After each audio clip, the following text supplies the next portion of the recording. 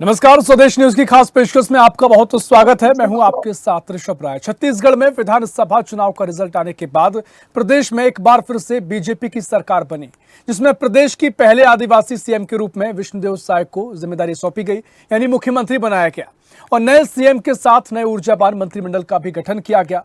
प्रदेश की साय सरकार का एक साल पूरा होने जा रहा है और इस एक साल में प्रदेश में क्या कुछ काम सरकार ने किया है और किन किन वर्ग के लोगों को बीजेपी सरकार में फायदा पहुंचा है, यह भी जानना दिलचस्प होगा। अगर बात पिछले एक साल के कार्यकाल की करें तो विधानसभा चुनाव में घोषणा पत्र में किए गए कई वायदे सरकार पूरा कर रही है। 3100 रुपए में धान खरीदी का वायदा प्रदेश सरकार ने निभाया है। प्रदेश की आधी आबादी को समृद्ध करने के लिए महतारी वंदन योजना के तहत 1000 रुपए प्रदेश के खिलाड़ियों को अलंकृत किया जा रहा है। पीएम मोदी ने छत्तीसगढ़ नक्सल मुक्त बनाने का वायदा अपने गारंटी कार्ड में किया, जिस पर प्रदेश सरकार काम कर रही है। एक साल में 200 से ज्यादा नक्सलियों को सुरक्षा बलों ने ढेर कर दिया और एक साल में कानून व्यवस्था में समय समय पर चूक देखी गई। विपक्ष ने लगातार सरकार को हर मोर्चे पर घेरने की कोशिश करी, जिस पर सरकार ने कार्रवाई करते हुए दोषियों को गिरफ्तार भी किया। एक और जहां सत्ता पक्ष विधानसभा चुनाव में किए गए वादों को पूरा करने में लगा है, तो वहीं विपक्ष साय सरकार के कामों को कॉपी पेस्ट बता रहा है। यानी विपक्ष का कहना है कि जो हमारी सरकार ने काम किए, जो घोषणा पत्र हमारा था, उसी को कॉपी करके पेस्ट कर दिया जा रहा है। लेकिन शायद सरकार विकास के कामों में लगी हुई है। छत्तीसगढ़ की अर्थव्यवस्था में अनुभवी रिटायर्ड आईएएस अधिकारी ओपी चौधरी का भी बराबरी से योगदान मिल रहा है। तमाम तरीके से हर मोर्चे पर सरकार काम में जुटी हुई है। विपक्ष के अपने सवाल इसी पर चर्चा करेंगे। पहले कुछ प्रतिक्रियाएं हैं, वो आपको सुनवा देते हैं। विष्णुदेव साय जी के नेतृत्व वाली सरकार के एक साल मोदी की एक एक गारंटी पूरा करने की दिशा में जो कदम उठाए गए हैं, असंभव सा लगने वाला काम भी विष्णु के सुशासन के माध्यम से हमने पूरे किए हैं।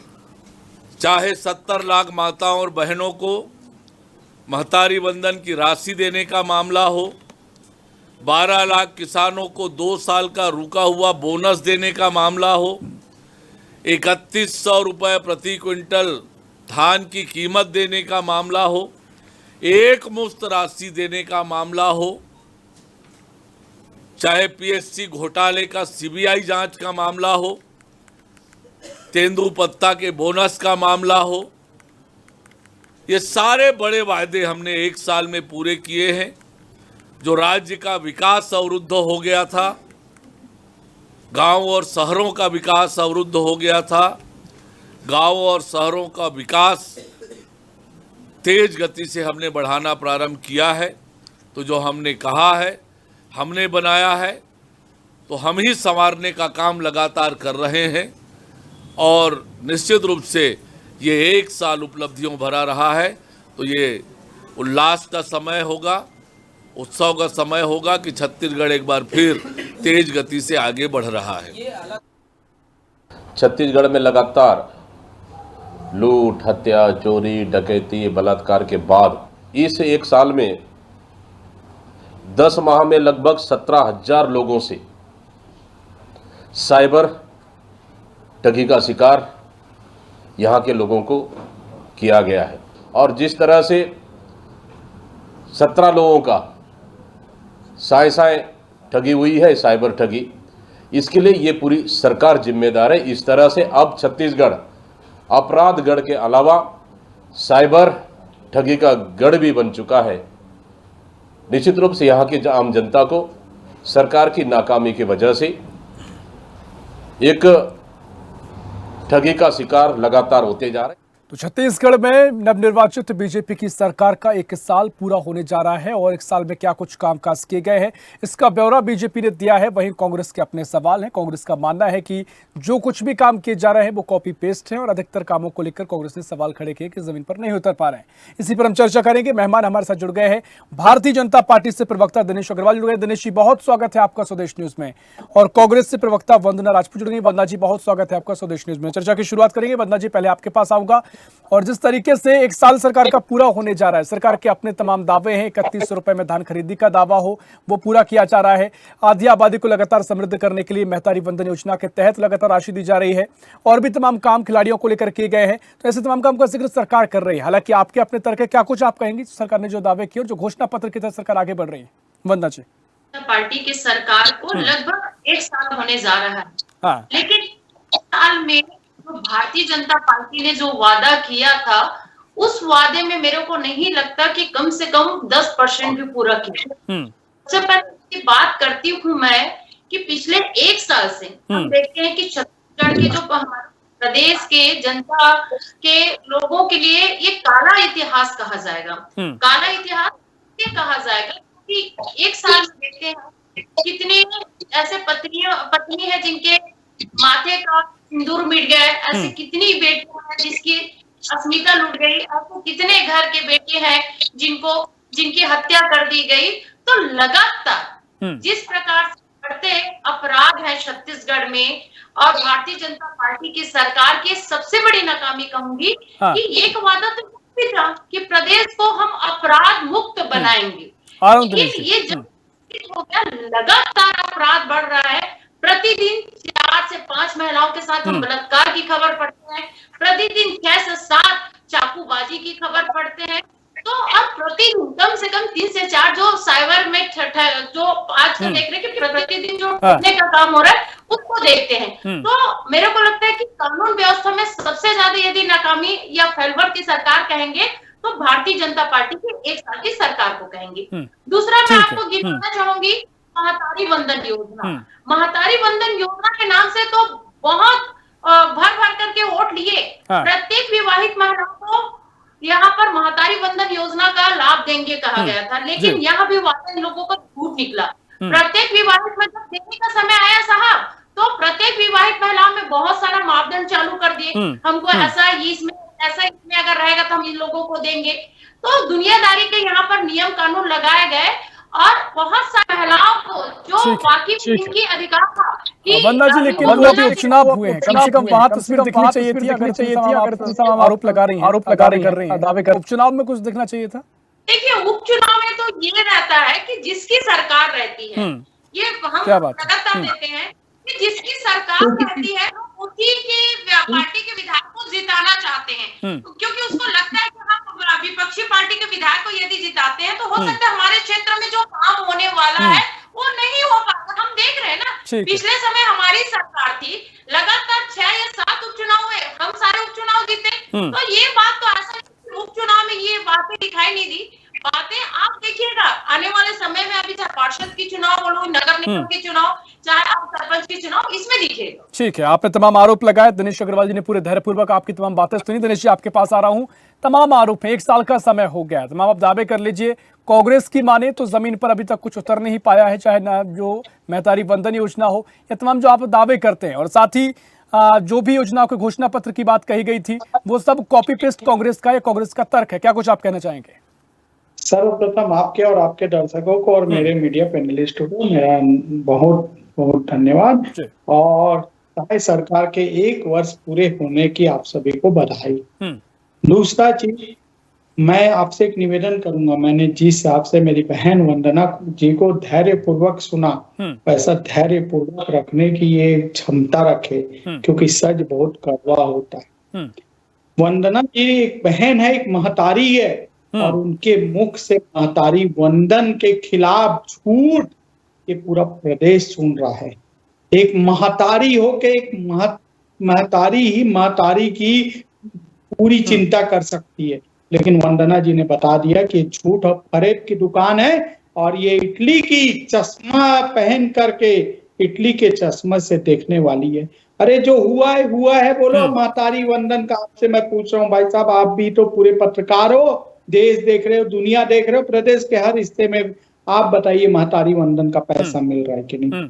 आप बताइए 3100 रुपए क्विंटल और 21 क्विंटल धान खरीदी हो रहा है कि नहीं? आप बताइए। तो ये पीएम आवास चोरी कर लिए थे गरीबों का, अरे घर का आइसियाना तो एक कांग्रेस पार्टी दे नहीं पाई थी। टीएससी इनके इस्तीफा दिए थे, आप और हम सब जानते हैं। इनके खुद के मंत्री इस्तीफा दिए थे, उसके बाद में भूपेश बघेल जी के कान में जू नहीं रेंगी थी, और हमने घोषणा की थी, आप गवाही है, पूरा प्रदेश गवाही है। अटल जी ने, मोदी जी ने कहा था, जिस दिन मेरी सरकार बनेगी इस प्रदेश में, सबसे पहले मुख्यमंत्री अपने हाउस में तभी जाएगा जब प्रधानमंत्री। दिनेश अग्रवाल जी, जहां तक मैतारी भाई वंदन पर साहब, इनको सवाल, जितना उन्होंने बोलने कोई का सवाल टाइम ऐसे दिया नहीं खड़े मुझे कि योजना का लाभ नहीं मिल रहा है। वो कह रहे हैं कई कैटेगरी ऐसे मापदंड बना दिए गए हैं, लोगों को सही तरीके से पूरा पहुंच नहीं पा रहा है। जो कैटेगरी है उसमें लोग सीमित हो गए हैं। उनका मुख्य सवाल आपसे मैंने कहा ना झूठ और फरेब। जबकि आज आप देखे होंगे विष्णुदेव साय जी ने प्रधानमंत्री जी के पास जाके मांग की, नक्सल प्रभावित परिवार है या जो भी है उनको भी पीएम आवास दी जा रही है। इतना झूठ इस चैनल में बैठकर, अरे झूठ बोलने की ट्रेनिंग मिलती है इन कांग्रेसियों को। ये कर तो नहीं सकते लेकिन उंगलियां उठाते हैं, और मेरी बहन इसका जीता जागता सबूत है। बाकी मध्य प्रदेश इनको धन्यवाद देगा कि झूठ और फरेब बोलने की कितनी अच्छी ट्रेनिंग मिलती है। जो महतारी वंदन का पैसा मिल रहा है, जो किसानों का पैसा मिल रहा है, जो मेरे पीएम आवास का पैसा मिल रहा है, जो पीएससी घोटाला करवाया इन्होंने, मेरे युवाओं का पूरा यौवन इन्होंने बर्बाद कर दिया। आज जेल में भेजने की हमने घोषणा की थी, पीएससी में जो भी आरोपी है जेल भेजेंगे, और हमने निभाया। हमने डिबेट कराया था, पीएससी जांच कब तक होगी? अरे भाई साहब, मैंने डिबेट में बोल के वो बोला था पीएससी की जांच भी होगी और जो अपराधी है वो जेल भी जाएगा। और आप, मैं गवाह, इनकी पूरी सरकार जेल में, सौम्या चौरसिया मुख्यमंत्री की सचिव जेल में है, समीर बिश्नोई माइनिंग का एमडी जेल में है, रानू साहू जेल में, पूरी की पूरी कलेक्टर और एसपी को तो इन्होंने जेल में भेज दिया। और कांड कौन करवाए? मुख्यमंत्री भूपेश बघेल जी। और आज बात कर रहे हैं, अरे आज सड़क बन रही है, 20,000 करोड़ रुपए दे के गए नितिन गडकरी जी। दोनों डबल इंजन की सरकार को दोनों हाथ से मिल रहा है। और इन्होंने कहा, एक मिनट भाई साहब, इनकी बात का जवाब दे देने दीजिए प्लीज। इन्होंने कहा कि उपचुनाव में जनता ने आपको बता दिया मेरी बहन, मुंह में तमाचा मार के, एक तमाचा नहीं दोनों तमाचा मार के जनता ने बता दिया कि आप झूठ और फरेब की दुकान हो। और ये दुकानदारी है। आपका अपना तर्क है, उनका अपना तर्क है। वो कहते हैं कि सरकार आपकी है तो जनता भी जानती है कि काम ना रोके तो बेटर है कि उपचुनाव में जो सत्ताधारी पार्टी है उसको जिताया जाए। उनका अपना एक तर्क है। हम चर्चा को आगे बढ़ाएंगे। बंदा जी, मैं आपके पास आ रहा हूं। आप तमाम तरीके से काम का वो जिक्र कर रहे हैं, 3100 रुपए क्या धान को लेकर नहीं दिए जा रहे हैं, ये सवाल उन्होंने किया। ये तो स्थिति है कि उनको दिया जा रहा है, किसानों को उसका लाभ मिल रहा है, मैतारी वंदन योजना का लाभ दिया जा रहा है, और भी तमाम तरीके से नक्सलियों को लेकर जो बात कही गई, सरकार उस नक्शे कदम पर आगे चल रही है। ये तमाम तरीके से काम किए जा रहे हैं, इनको देखा जा सकता है। लेकिन सवाल अब 1 साल पर होंगे तो पिछले 5 साल पर भी होंगे। सवाल ये कि प्रधानमंत्री आवास के जो लाभ था वो हितग्राहियों को पहले नहीं मिल पा रहा था, जो भी आपके क्लेशेस केंद्र सरकार से रहे थे, लेकिन अब कम से कम वो फिर से उसके लाभ लोगों को मिलने जा रहा है। तो ये तो उपलब्धि बीजेपी अपनी बता रही है। वंदना जी, देखिए, इन लोग इतने अच्छे से झूठ बोल लेते हैं कि लोग इतने अच्छे से सच भी नहीं बोल पाते। तारीफ करनी चाहिए। दूसरी बात कि इतनी लंबी लंबी बात की, लेकिन कानून की बात नहीं की कि कानून व्यवस्था किस तरह से चरमरा गई है, उस पर एक शब्द नहीं बोल पाए। जबकि आज छत्तीसगढ़ की स्थिति बहुत ही गंभीर है और आज लोग डर के साए पे जी रहे हैं। दूसरी बात, भारतीय जनता पार्टी की सरकार ने वादा किया था कि एक एक दाना किसानों का धान खरीदेंगे। अभी की स्थिति क्या है साहब? लगातार आप देखेंगे कि किसान परेशान है। ऑनलाइन टोकन इन लोग इस्तेमाल कर रहे हैं, चलिए अच्छी बात है, लेकिन कोई भी सिस्टम लाने से पहले व्यवस्थित करना ये पहली प्राथमिकता होनी चाहिए। आज किसान परेशान है क्योंकि उनको टोकन नहीं मिल पा रहा है। यदि टोकन मिलता है तो जा करके जब लाइन में खड़े हो जाते हैं तब तक उसका टोकन का जो अवधि है वो समाप्त हो जाता है। दूसरा टोकन लेने फिर उन लोगों को चक्कर लगाना पड़ता है। और रही बात 21 क्विंटल जो धान खरीदने की बात की थी, प्रति हेक्टेयर में हम 21 क्विंटल धान खरीदेंगे। आप एक भी देखेंगे कि लगातार, चाहे मुंगेली की बात करूं, चाहे लोरमी की बात करूं, चाहे बेमेतरा की बात करूं, चाहे महासमुंद की बात करूं, वहां के किसान लगातार आंदोलन कर रहे थे। क्यों कर रहे थे? क्योंकि किसानों का 21 क्विंटल जो धान नहीं खरीद रहे थे, कहीं पर 9 क्विंटल, कहीं पर 12 क्विंटल, तो कहीं पर 14 क्विंटल खरीद रहे थे। इसीलिए किसान वहां पर लगातार आंदोलन कर रहे थे। दूसरी बात, भारतीय जनता पार्टी की सरकार का एक और वादा था कि प्रत्येक धान खरीदी केंद्र में हम वहां पर पेमेंट का ऐसे सिस्टम बनाएंगे कि 72 घंटे में उसका भुगतान हो पाएगा। और कहीं कहीं भुगतान भी हो रहा है तो पूरा 3100 रुपए समर्थन मूल्य की बात किए थे ना साहब, तो 3100 रुपए समर्थन मूल्य तो मिल नहीं रहा है। मेरी जानकारी में जहां तक है 2600 रुपए समथिंग कुछ मिल रहा है। और बीच में तो एक मंत्री का बयान भी आया था कि कुछ अंतराल का जो पैसा है उसको बाद में दे देंगे। इसका भी जवाब दे दीजिए। तीसरा बात, लगभग 1 साल हो गया, 1 साल में जो हमारे बच्चों का भविष्य की बात करूं, शिक्षा मंत्री शिक्षा मंत्री का तो अता पता नहीं है। हमारे बच्चों की भविष्य की बात करते हैं, बड़ी बड़ी बात करते हैं। आप देखेंगे तो बहुत लेट से एक शिक्षा मंत्री बनाया गया।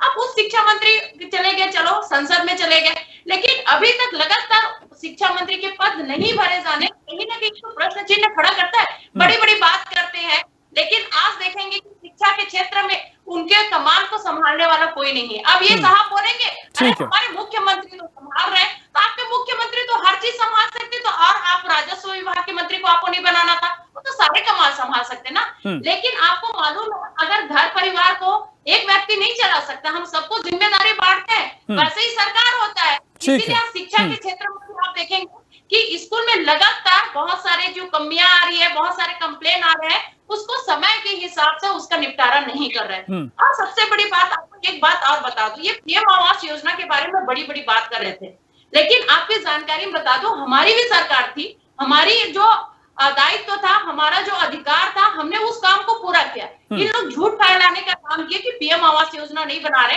सबसे पहले ओपी चौधरी जब चाबी बांटते दिखे थे ना साहब, वो हमारे समय पे बनाया गए वो आवास था जिसका चाबी बांट रहे थे। पूरी जिम्मेदारी के साथ बोल सकती हूँ मैं, वो चाबी बांट रहे थे जिस समय ओपी चौधरी साहब दिखा रहे थे कि आप बताइएगा कि लगातार भारतीय जनता पार्टी की सरकार अफवाह फैला रही है। डबल इंजन की सरकार की बात करते हैं, लेकिन डबल इंजन की सरकार में जिस तरह से अपराध बेलगाम हो रहे हैं, ठीक है, ये मुद्दा आप पहले उठा चुके हैं दिनेश अग्रवाल जी, अपराध को लेकर सवाल। और साथ ही वो कह रही है कि जिस तरीके से 3100 रुपए का आप दावा कर रहे हैं, वो 2500-2600 रुपए दिया जा रहा है, जमीन पर दावा उतरा नहीं है। आप जरूर कह रहे हैं कि आगे उसकी भरपाई कर दी जाएगी, लेकिन कहीं ना कहीं जो दावे किए गए सटीक तौर पर नहीं उतर पा रहे हैं।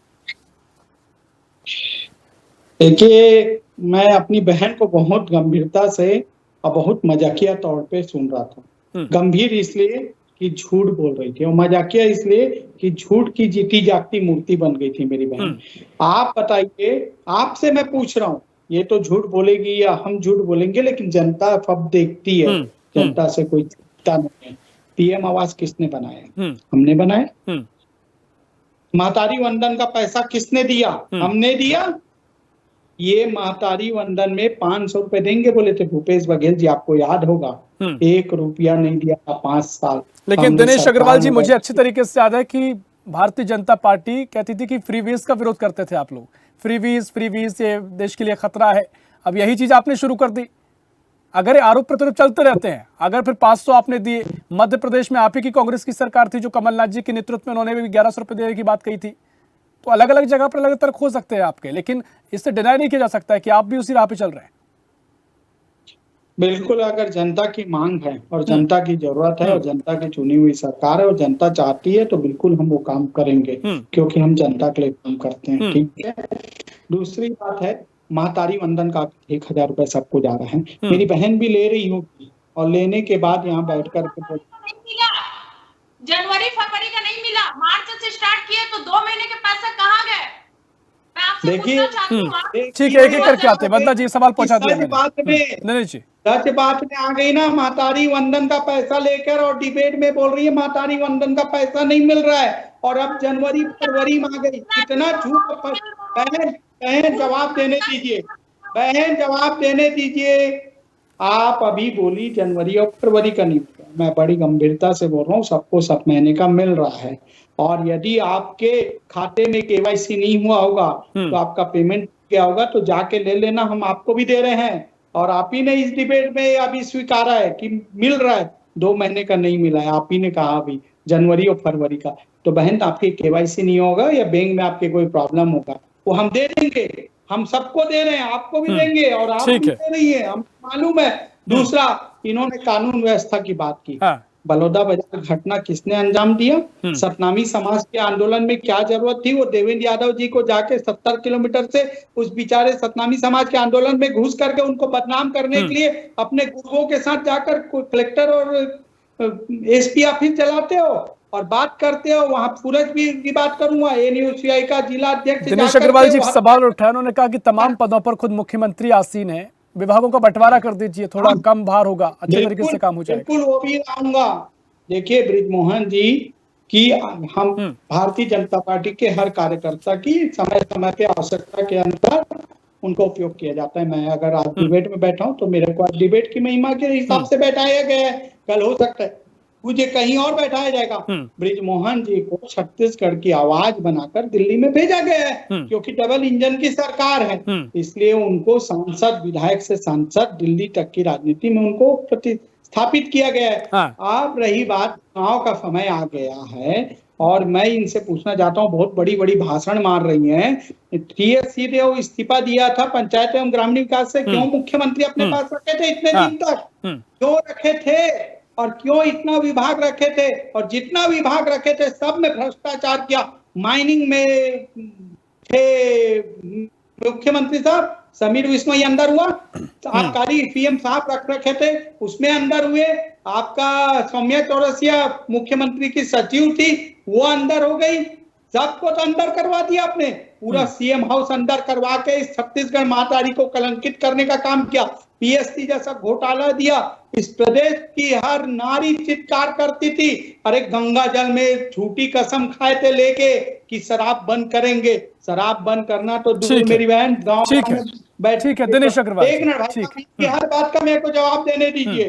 आपने वैसे भी बहुत कुछ जवाब दे लिया है। ठीक है, आप जल्द से कम शब्दों में कहीं, समय कम बचा है। दिनेश जी देखिए, आज नक्सल में जितने 200 नक्सली मारे गए हैं, ये छत्तीसगढ़ के इतिहास का पहला है और हम प्रतिबद्ध हैं। इन्होंने नक्सली को जन्म दिया था इस प्रदेश में, क्योंकि 70 साल इन्होंने राज किया था और हम प्रतिबद्ध हैं नक्सली को खत्म करने के लिए।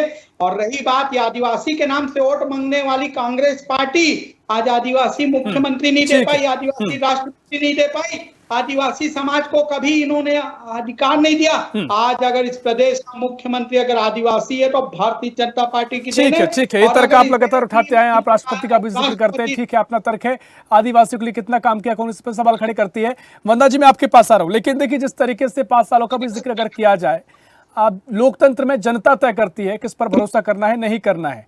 अब 1 साल में कितना काम हुआ है, नहीं हुआ है, आने वाले 4 साल में कितना काम होगा, ये जनता बताएगी। लेकिन आपके 5 साल में कितना काम हुआ, ये जनता ने बताया। भरोसा आप पर दोबारा नहीं किया क्या? वंदना जी देखिए, आप देखेंगे यदि हमारी सरकार की बात करते हैं तो हमारी सरकार में कहीं ना कहीं कुछ कमियां रही होगी। मैं इस चीज को स्वीकारने में पीछे नहीं हटूंगी। और तो इस कारण आप विपक्ष में बैठे हैं। और रही बात अभी भारतीय जनता पार्टी के प्रवक्ता जिस हिसाब से झूठ बोल रहे थे, लगातार झूठ बोल रहे थे, मेरे को तो सुनकर भी शर्म आ रही थी। पता नहीं बोलने में इनका झूठ बोल रहे हो, वो सही है। पता नहीं, पहले आप सुनिए, बड़ी बड़ी बात करते थे शराबबंदी के लिए, तो बहुत बात करते थे। हमने कभी शराबबंदी का वादा नहीं किया, झूठ मत बोलिए। मनपसंद हमने बनाया और हम ही पिलाएंगे, क्या बात है? शर्म करनी चाहिए कि आपने पिलाया है झूठ बोलकर, इस डिबेट में बैठकर झूठ बोल रहे हो। गंगा जल की झूठी कसम खाकर झूठ बोल रही है, बार बार, एक बार नहीं 1000 बार झूठ बोल रही है। झूठ और फरेब की काली बन गई है, भ्रष्टाचार की काली। देखिए ऐसे चर्चा नहीं करें। वंदना जी रुक जाइए, एक करके। वंदना जी समय कम बचा है, आखिरी प्रतिक्रिया आपकी है। क्या शराबबंदी की घोषणा पत्र में कांग्रेस ने की थी, नहीं की थी? इसका जवाब दीजिए और बात खत्म कीजिए। वंदना जी मैं वही बोल रही हूँ कि देखिएगा, अभी तो 1 साल में छत्तीसगढ़ प्रदेश की इतनी दुर्दशा है, पता नहीं 4 साल में क्या होगी। लगातार शराबबंदी की बात, मेरे छत्तीसगढ़ को 20,000 करोड़ रुपए इस छत्तीसगढ़ महतारी लगातार जो देखेंगे कि जो स्कूल की स्थिति आज बदलती, पता नहीं कब शिक्षा मंत्री मिलेगा, तो भगवान भरोसे है। और सबसे बड़ी बात, आंख में नहीं दिख रही इटली की सोनिया गांधी से वो चश्मे ले आइए आप। देखिए, प्रत्येक चलिए एक साल में 12,000 का वादा किया था आपने, मार्च में स्टार्ट किया तो जनवरी फरवरी का पैसा खा गए क्या? आज महिलाएं पूछ रही है, जिस महिलाओं को भी ठीक है, आपके अपने तर्क हो सकते हैं, लेकिन मुझे लगता है कि जनता को तय कर लेने दीजिए। समय हमारे पास इतना ही है। बहुत शुक्रिया करना चाहूंगा, महत्वपूर्ण बातें आपने रखी, विपक्ष में होने के सवाल आपने खड़े किए हैं, बीजेपी का अपना तर्क है। बहुत शुक्रिया वंदना जी, आपका बहुत शुक्रिया। दिनेश जी आपको चर्चा में शामिल होने के लिए। तो जिस तरीके से लगातार बीजेपी सरकार के दावे हैं कि जो घोषणा पत्र में दावे किए गए थे, उन्हीं दावों को आगे बढ़ाती हुई सरकार काम कर रही है। कांग्रेस का तर्क है कि जो काम है वो जमीन पर नहीं उतर पा रहे हैं और कानून व्यवस्था चौपट हो चुकी है। इस तमाम आरोप कांग्रेस ने लगाए। खैर जनता यह तय करेगी किस पर भरोसा करना है, किस पर नहीं करना है। फिलहाल के लिए इस खास पेशकश में इतना ही। देश प्रदेश की और भी खबरों के लिए देखते रहिए स्वदेश न्यूज, सबसे पहले देश।